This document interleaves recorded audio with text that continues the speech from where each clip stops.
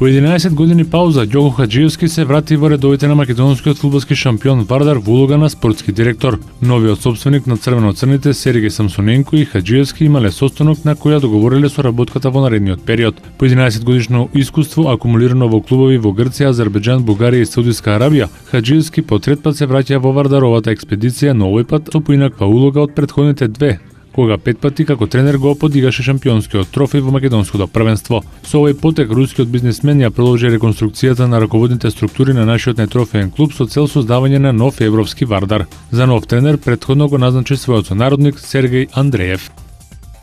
Кошаркарите на МЗД Скопје и Кожув ја сочинуваат првата полуфинална двојка на кошаркарскиот куп на Македонија што се одржува во Охрид. МЗД Скопје солда Струмица со 100:75. Струмичани одлично го започнаа надпреварот и во стартните минути направија серија од 10-0. Но тогаш кошаркарите на МЗД возвратија на серијата и преземаа предноста која ја чуваа до крајот на мечот за конечен триумф. Најефикасни во победичката екипа со по 15 поени беа Чековски и Цветковиќ, а на противната страна Джекиќ имаше 19 поени. Кожув славеше против Фен Индустри со 76-59. Гевгеличани се намачија со тимот од Кавадарци, кој одигра одлично прво полувреме, но немаше сили во продолжението. Во составот на победникот најефикасен со 24 поени беше Владимир Филиповиќ, кај Фени Бјелиќ постигна 20 поени. Останалите два четвртфинални дуели на програмата се вечерва. Работнички игра со Куманово, а Лирија се среќава со Карпош Соколи.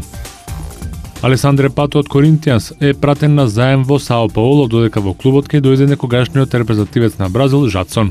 Пато беше еден од играчите на Коринтијанс кој беше сериозно критикуван на минатонеделните протести на највачите поради лошите резултати. Пачалниците на клубот на негово барање одлучи да го испратат во Сао Пауло. Коринтијанс во јануари минатата година издвои околу 15 милиони евра за доведување на Пато од Милан, со што неговиот трансфер беше еден од најголемите во историјата на бразилскиот фудбал, но 24 годишниот напаѓач не успеа да стане двигател на екипата. Од друга страна, 30 годишниот Жадсон е испратен на заем во Коринтијанс. Тој минатата година го освои купот на конфедерациите, но во последно време играше лоши партии и не беше во составот на репрезентацијата.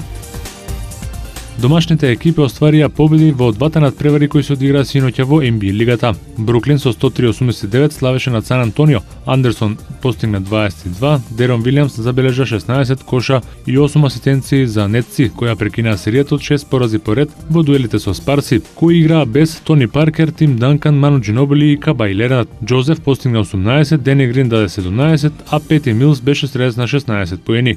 Голден Стейт се врати од 16 поени негатива и на крајот славеше над Чикаго со 102-87. Стеф Кари имаше 34 поени и 9 асистенции, додека Клеј Томсон придодаде 22 поена. Гибсон реализираше 26 поени 13 скока за биковите. Инаку првиот македонец во NBA лигата Перо Антич ќе се најде во тимот на Грент Хил на All-Star надпреварот над звездите во Подем, што се игра на 14 февруари.